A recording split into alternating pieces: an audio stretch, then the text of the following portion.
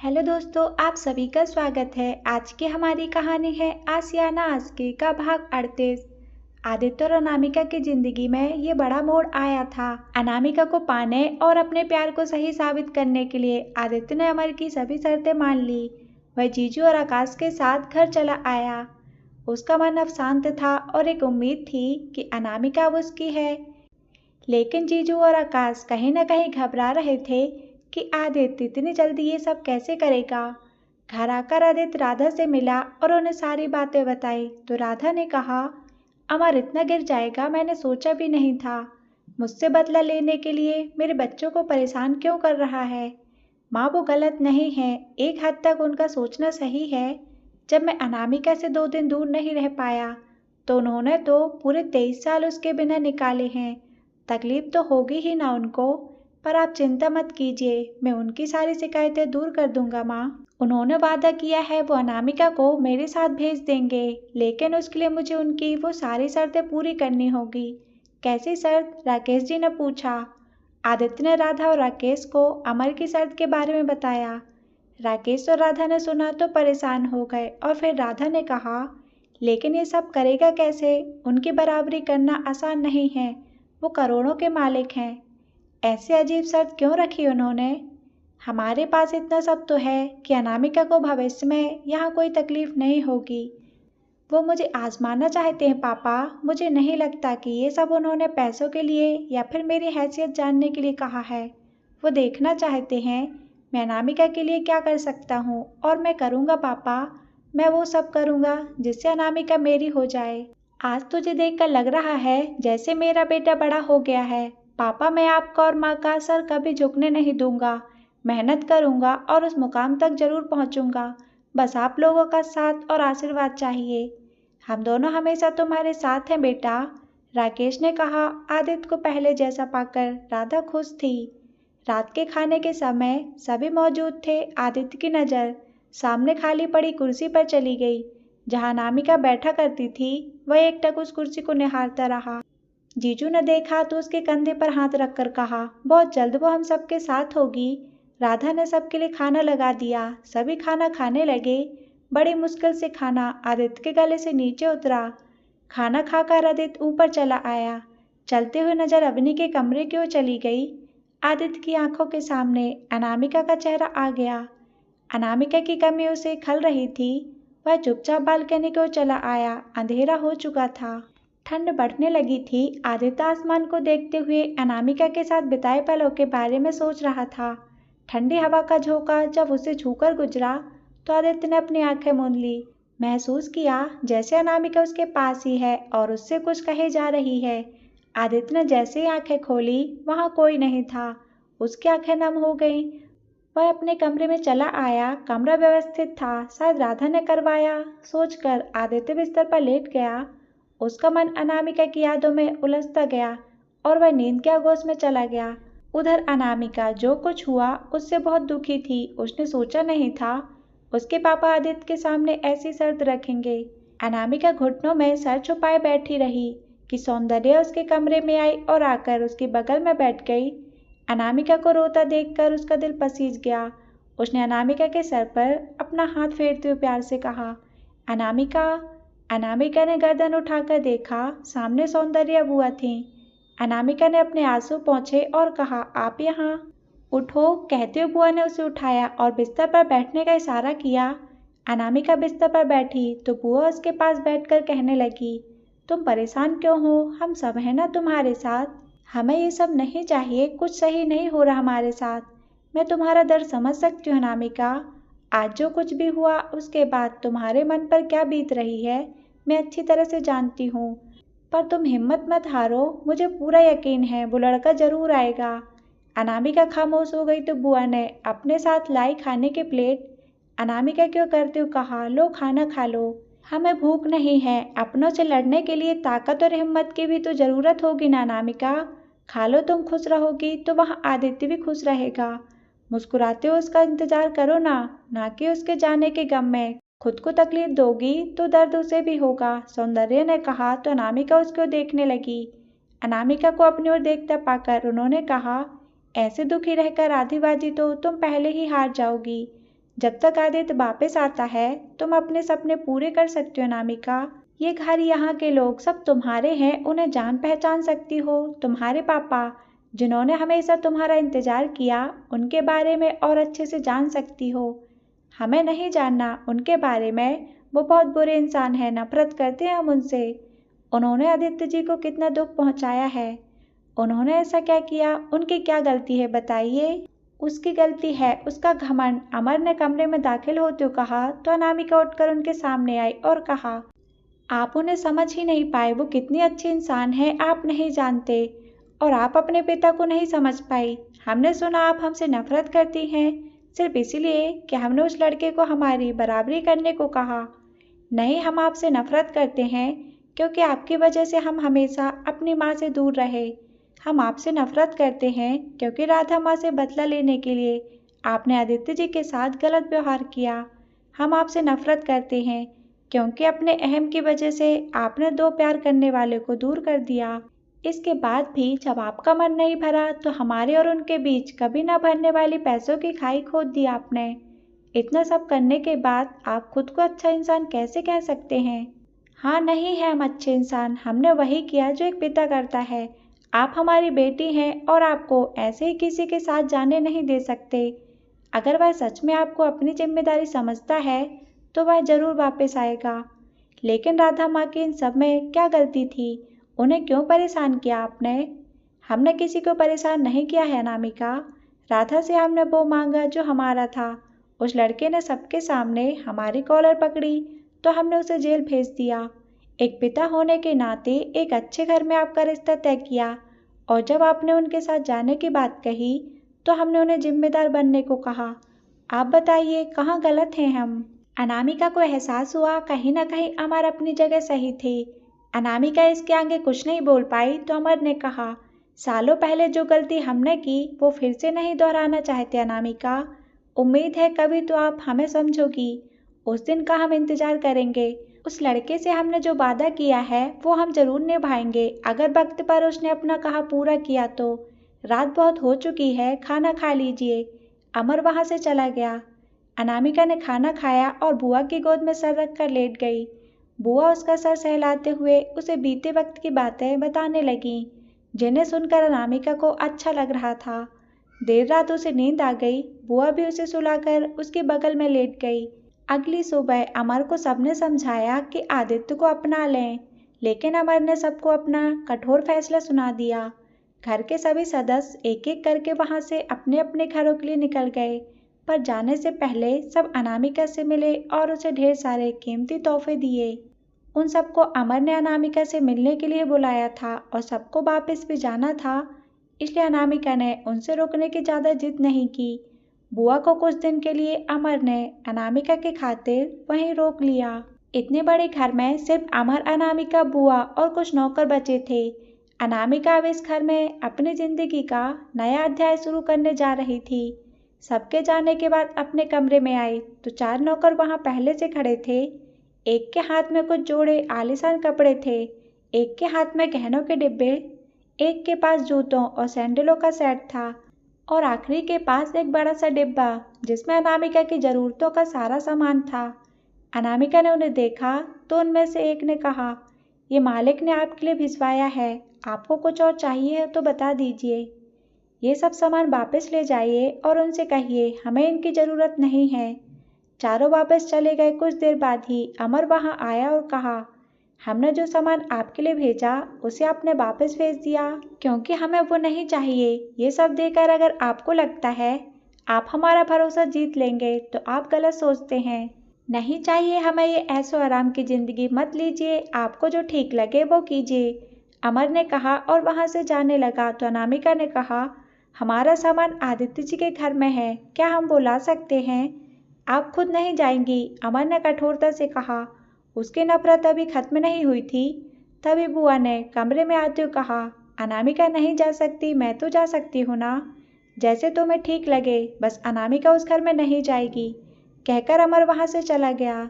बुआ अनामिका के पास आई और कहा, मैं तुम्हारे लिए जाऊंगी, तुम बताओ कुछ भेजना है आदित्य के लिए? हम उन्हें देखना चाहते हैं, हमारी हर सुबह की शुरुआत उन्हें देखने से होती थी। तुम तो जानती हो अमर तुम्हें वहाँ नहीं जाने देगा, और कहीं तुम्हारे जाने से परेशानियाँ और बढ़ जाएं। मैं चली जाती हूँ। तुम्हें कुछ कहना हो तो बता दो, मैं उसे कह दूंगी। बुआ ने प्यार से अनामिका को समझाते हुए कहा। अनामिका की आंखों में आंसू बहकर गालों पर आ गए। वो आज इतनी मजबूर थी कि आदित्य से मिलना भी नसीब नहीं हुआ। उसने अपने आंसू पोंछे और अपने गले में पहना एक काला धागा निकालकर बुआ को देते हुए कहा, बुआ आप ये उन्हें दे देना। आदित्य जी खुद को लेकर बहुत लापरवाह है ना। वो अपने बारे में सोचते हैं, ना ही प्रार्थना में उनका विश्वास है। ये धागा उनकी रक्षा करेगा। और राधा माँ से कहना कि हमें माफ़ कर दें।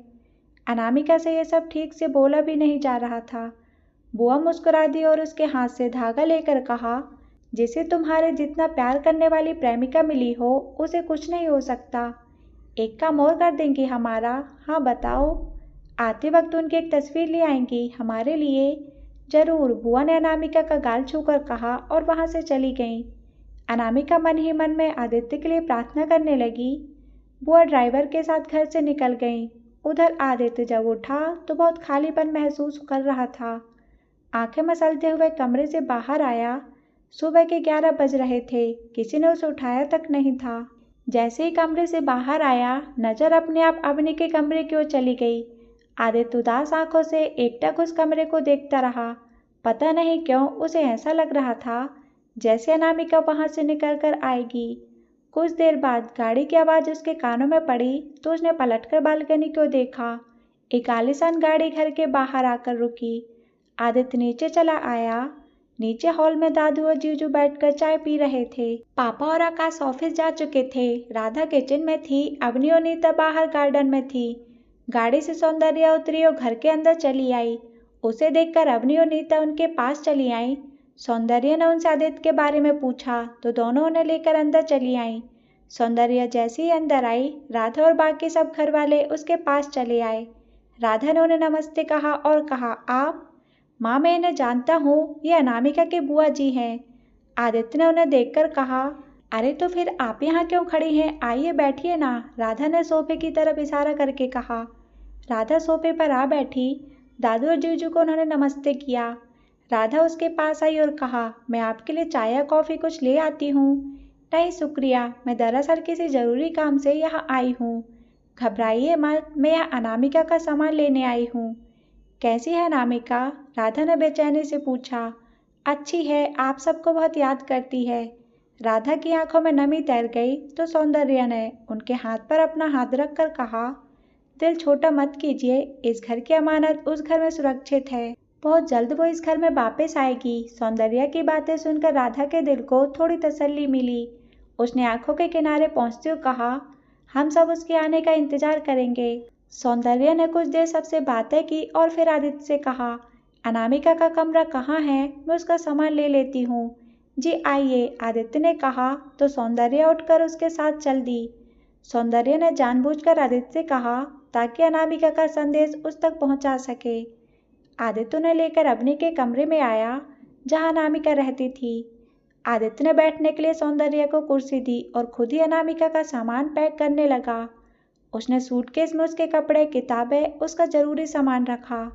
कबर्ड से सारा सामान उसने पैक कर दिया। कबर्ड का ड्रावर खोला तो उसमें घुंघरू वाली पायल रखी थी। आदित्य ने उन्हें अपने हाथ में लिया तो उसे वो सुबह याद आ गई जब अनामिका उन्हें पहनकर घूम रही थी और आदित्य ने डांट दिया था। वह एकटक उन्हें निहारता रहा तो सौंदर्या ने पूछा, ये भी अनामिका की हैं? जी हाँ, आदित्य ने उन्हें पैकेट में डालते हुए कहा और फिर उसे भी बाकी सामान के साथ सूटकेस में रख दिया। आदित्य ने सब सामान रखा, बस दीवार पर लगी अनामिका की वो 3 फोटो फ्रेम जो उसने अनामिका को भेजी थी वो नहीं उतारी। आखिर कुछ तो निशानी रहनी चाहिए थी ना इस घर में उसकी। आदित्य उन तस्वीरों को देख रहा था तो सौंदर्या उठी और उसके पास आकर कहा, अपना हाथ आगे करो। आदित्य ने अपना हाथ आगे कर दिया तो सौंदर्या ने अनामिका का दिया धागा आदित्य के कलाई पर बांधना शुरू कर दिया और बांधकर कहा, यह अनामिका ने मुझसे तुम्हें देने को कहा था। उसका मानना है यह हमेशा तुम्हारी रक्षा करेगा। सौंदर्या की बातें सुनकर आदित्य की आंखों में नमी उतर आई। उसने भीगी आंखों से सौंदर्या की ओर देखा तो उन्होंने उसके गाल को छूकर कहा, वो इन धागों में बहुत यकीन रखती है और तुम्हें बेइंतहा मोहब्बत करती है। आदित्य ने चेहरा घुमा लिया। सौंदर्या के सामने वह रोना नहीं चाहता था। आदित्य को देखकर एक पल के लिए उसका भी दिल पसीज गया। उसने आंखों के किनारे साफ करते हुए कहा, दोनों के दोनों पागल हैं, खुद भी रोते हो और सामने वालों को भी रुला देते हो। अच्छा सुनो, अनामिका को तुम्हारी एक तस्वीर चाहिए और हमें देर हो रही है, सूटकेस भारी होगा, प्लीज इसे नीचे तक पहुंचा दो। हाँ चलिए। दोनों अनामिका के सामान के साथ नीचे चले आए। तब तक राधा सौंदर्या के लिए नाश्ता लगा चुकी थी। राधा और बाकी घर वालों के जिद करने के बाद सौंदर्या ने नाश्ता किया। राधा ने अनामिका के लिए अपने हाथों से बने लड्डू और नमकीन डिब्बे में रखकर सौंदर्या को थमा दिए। सभी उसे गेट तक छोड़ने बाहर आए। सौंदर्या चली गई। आदित्य अंदर चला आया और उदास सा आकर सोफे पर बैठ गया। जीजू उसके पास आकर बैठे और कहा, चेहरा क्यों उतरा है? ऐसे ही। चलो। कहाँ? आदित्य ने हैरानी से पूछा। अनामिका से मिलने। जीजू ने उठते हुए कहा। आदित्य ने उनका हाथ पकड़कर उन्हें वापस बैठाते हुए कहा, भूल गए उसके पापा ने क्या कहा था? अगर मैं उससे मिला तो कहीं ये परेशानियां और न बढ़ जाएं। इतनी फिक्र है तुम्हें उसकी? ऐसे क्यों पूछ रहे हो? खुद से भी ज़्यादा फिक्र है मुझे अनामिका की। अच्छा तो सोचो, अगर अनामिका यहाँ होती और तुम्हें इस हाल में देखती तो क्या उसे अच्छा लगता? नहीं ना। देख आदित्य, उसके पापा को तू चैलेंज करके आ चुका है, पर जब ऐसे मर मर कर ही उस चैलेंज को पूरा करना है तो क्या फ़ायदा? जैसे तुमने सबके सामने अनामिका को अपना कहा, वैसे ही अब उसके पापा का दिल जीत, तब मज़ा आएगा, पर ये सड़ी हुई शक्ल लेकर नहीं। आदित्य मुस्कुराने लगा। वह समझ गया था कि ये क्या बोल रहे हैं। आदित्य उठा और जैसे ही जाने लगा, रघु बाहर से आया और एक लिफाफा आदित्य को देकर कहा, आदित्य बाबा, ये आपके लिए आया है। आदित्य ने लिफाफा खोलकर देखा तो उसकी खुशी चेहरे पर साफ साफ दिखाई दे रही थी। उसने वो लेटर जीजू को बढ़ा दिया। जीजू ने जैसे ही लेटर देखा, खुशी से उछल पड़े और कहा, आदित्य, ये तो तेरे एंट्रेंस का रिजल्ट है, तूने यूनिवर्सिटी में टॉप किया है। हाँ, आदित्य ने खुशी से कहा। उसकी आंखों के सामने अनामिका का चेहरा ही आ रहा था। वो एक खबर सुनती तो कितनी खुश होती। जीजू ने उसे गले लगाया और बधाई देते हुए कहा, सब तेरी मेहनत का फल है। आदित्य ने अपना हाथ उठाया और कलाई पर बंधे उस धागे को देखते हुए कहा, कुछ असर उनकी प्रार्थनाओं का भी है जीजू। सौंदर्या घर पहुंची। उसने अनामिका का सामान उसके कमरे में रखा और चहकते हुए कहा, तुम्हारे लिए मेरे पास कुछ खास है। क्या? तुम्हारी राधा माँ के हाथ से बने लड्डू। सौंदर्या ने लड्डू का डिब्बा आगे करते हुए कहा। अनामिका ने डिब्बा लेकर अपने नाक के पास लाई। वही महक थी। इस घर में आने के बाद पहली बार उसके होंठों पर सौंदर्या ने मुस्कुराहट देखी थी। उसे मुस्कुराता देखकर उन्होंने कहा, मुस्कुराते हुए कितनी प्यारी लगती हो तुम। अनामिका ने उनकी ओर देखा और कहा, यह हमारे लिए है। हाँ, सब तुम्हारे लिए है, तुम रख लो। अगले ही पल अमर कमरे में दाखिल हुआ। उसने अनामिका के हाथ में लड्डू का डिब्बा देखा तो उन्होंने सौंदर्या से कहा, उस घर का बना कोई भी सामान इस घर में लाना मना है। अनामिका ये सब नहीं खाएगी, उठाकर बाहर फेंक दो इन्हें। अनामिका ने उनकी बात सुनी तो उसमें से एक लड्डू उठाया और अमर को देखते हुए खाने लगी। अमर कुछ नहीं कर पाया, बस अनामिका को देखता रहा। आदित्य ने एंट्रेंस एग्जाम पास कर लिया था। ये जानकर सभी घर वाले और आदित्य बहुत खुश था। वह जीजू के साथ दिल्ली जाने की तैयारी करने लगा। उसके दिलो दिमाग में सिर्फ अमर की शर्त को पूरा करने का ख्याल चल रहा था। दूसरी तरफ अनामिका और अमर के बीच एक शीत युद्ध शुरू हो चुका था। अमर अनामिका को जितना आदित्य से दूर करने की सोचते, अनामिका उतनी ही आदित्य के करीब होने का एहसास उन्हें दिला रही थी। उसी शाम आदित्य जीजू के साथ दिल्ली के लिए निकल गया। जीजू साथ में थे, इसलिए दोनों का सफ़र अच्छे से कट रहा था। बुआ के समझाने के बाद अनामिका को उनकी सारी बातें सही लगी और वह सब भूलकर अपने आगे के कामों के बारे में सोचने लगी। अगली सुबह बुआ अपने घर चली गई। उनके पति की तबीयत खराब होने से उन्हें अचानक जाना पड़ा। अनामिका को उनके जाने का दुख हुआ, क्योंकि इस घर में एक वही तो थी जिससे अनामिका थोड़ी बहुत बातें कर लिया करती थी। बुआ चली गई। अनामिका फिर से अकेली हो चुकी थी। उसने अपना सामान, अपने कपड़े जमाए और कमरे से बाहर चली आई। अमर का शहर में खुद का बिजनेस था, लेकिन कुछ दिनों से वह अपने काम को देख नहीं पाए थे। मैनेजर के फ़ोन आने पर अमर ऑफिस जाने के लिए तैयार हुए। अनामिका नीचे हॉल में सोफे पर बैठी कोई किताब पढ़ने में बिजी थी। अमर जैसे ही जाने लगे उसकी नज़र अनामिका पर पड़ी और उन्होंने नौकर से कहा, ध्यान रहे ये घर से बाहर ना जाए। चिंता मत कीजिए, हम कहीं नहीं जाएंगे, राजपूत हैं और जवान दी है आपको। बाकी लड़कियों की तरह रोना धोना, खाना ना खाना, इस सब में हम अपना वक्त बर्बाद बिल्कुल नहीं करेंगे, बल्कि हमें भरोसा है वो हमें लेने जरूर आएंगे। तब तक हम यही हैं, अनामिका ने सहजता से कहा। अमर ने सुना तो वहां से चले गए। आदित्य जीजू के साथ दिल्ली पहुंचा। घर पहुंचकर वह तनु और काव्या से मिला। फ्रेश हुआ जीजू के साथ यूनिवर्सिटी के लिए निकल गया। यूनिवर्सिटी आकर आदित्य ने सभी फॉर्मेलिटी पूरी की और एडमिशन लिया। वहां आदित्य को पता चला कि फीस 4 लाख रुपए है। एक पल के लिए वह थोड़ा परेशान हो गया। उसे परेशान देखकर जीजू ने कहा, टेंशन मत लो साले साहब, मैं अपने दोस्त से बात करके करवाता हूँ कुछ अरेंजमेंट। दोनों घर आ गए। आदित्य के पापा के पास पैसों की कमी नहीं थी। वह एक फ़ोन करता तो फीस से दुगनी रकम उसे मिल जाती, लेकिन अमर की शर्त के अनुसार उसे किसी की मदद नहीं लेनी थी। घर पर जब वह इस बारे में सोच ही रहा था तो जीजू उसके पास आए और कहा, आदित्य तुम्हारी फीस का इंतजाम मैंने कर दिया है, कल कॉलेज जाकर जमा करवा देना। नहीं जीजू, मैं आपसे पैसे नहीं ले सकता। लेकिन क्यों? और हमारे बीच तेरा मेरा कब से होने लगा? आप तो जानते हैं ना अनामिका के पापा ने क्या कहा था। ऐसे आपसे पैसे लिए तो धोखा हुआ ना। अरे पर वो कौन सा देखने आ रहे हैं तुम्हें? 2 दिन बाद से क्लासेस शुरू होने वाली हैं। तुम्हें इसकी ज़रूरत है आदित्य। थोड़ा प्रैक्टिकली सोचो ना जीजू, मुझे ये सब अपनी मेहनत से करना है। किसी की मदद लेकर मैंने अगर उनकी शर्त को पूरा किया तो अनामिका से नज़र नहीं मिला पाऊंगा। आदित्य ने वहां से उठते हुए कहा। जीजू को आदित्य का उदास चेहरा बिल्कुल अच्छा नहीं लगता था। उन्होंने अपने दोस्त को फ़ोन किया और उसे सारी बात बताई। तो कल मुझे उसके साथ कॉलेज के ऑफिस में मिल, मैं करता हूँ कुछ, कहकर जीजू के दोस्त ने फ़ोन काट दिया। रात के समय भी आदित्य चुपचाप था तो तनु ने कहा, आदित्य जब इतना सब कुछ हो चुका है तो पीछे मत हटना, हम सब तुम्हारे साथ हैं और मैं भी आपके साथ हूँ मामू। छोटी काव्या ने प्यार से आदित्य से कहा। काव्या को देखकर आदित्य मुस्कुरा उठा और उसे अपनी गोद में बैठा लिया। आदित्य की गोद में आकर काव्या ने आदित्य के गाल खींचते कहा, मामू आप ऐसे सेट से अच्छे नहीं लगते, मुझे आपकी स्माइल पसंद है। आदित्य ने काव्या के गाल पर किस किया और कहा, और मुझे तुम। चलो अब खाना खाते हैं। तनु ने सबको खाना परोसा और फिर सभी साथ मिलकर खाने लगे। देर रात तक जीजू और तनु आदित्य के कमरे में बैठकर बातें कर रहे थे और उसे समझाते रहे कि उसे ये 3 साल कैसे निकालने हैं। आदित्य उनकी बातें सुनते सुनते ही सो गया। तनु ने उसके सर के नीचे तकिया लगाया, उसे कंबल ओढ़ाया और कमरे की लाइट बंद करके सोमित के साथ बाहर चली आई। दोनों अपने कमरे में आए। काव्या सो चुकी थी, उसकी कंबल साइड में थी तो तनु ने उसे ओढ़ाया तो नजर सोमित पर चली गई जो कि किसी सोच में डूबा हुआ था। उसे सोच में डूबा देखकर तनु ने कहा, क्या बात है सोमित, कुछ परेशान हो?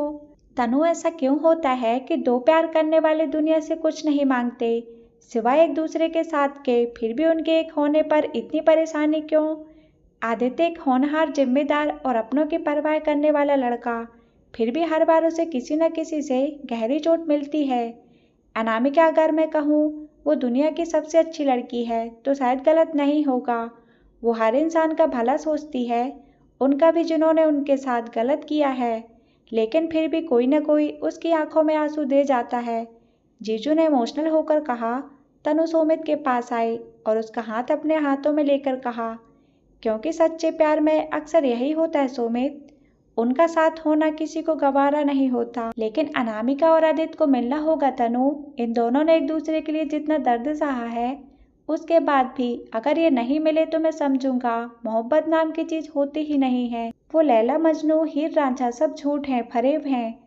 वो दोनों एक ही हैं सोमित, और तुम देखना सोमित, बहुत जल्द से ये सारी परेशानियां खत्म हो जाएंगी। हाँ, आदित्य को जब परेशान देखता हूँ तो मुझे बिल्कुल अच्छा नहीं लगता। वो सिर्फ तुम्हारा भाई नहीं बल्कि मेरा दोस्त भी है, मेरा बच्चा भी है। मैं उसे हारने नहीं दूंगा तनु। मुझे आप पर पूरा भरोसा है। थैंक यू तनु, तुम थक गई होगी, चलो सो जाओ। तनु और सोमित दोनों सोने चले गए। अगली सुबह आदित्य उठा और यूनिवर्सिटी जाने के लिए तैयार हुआ। जीजू भी तैयार थे। आदित्य उनके साथ यूनिवर्सिटी के लिए निकल गया। जीजू का दोस्त उसे यूनिवर्सिटी में कैशियर था। जीजू आदित्य के साथ उससे मिले। दोनों उसके ऑफिस में थे। सामने बैठा हुआ आदमी, जिसका नाम प्रणव सिन्हा था, अपने कंप्यूटर पर कुछ काम कर रहा था।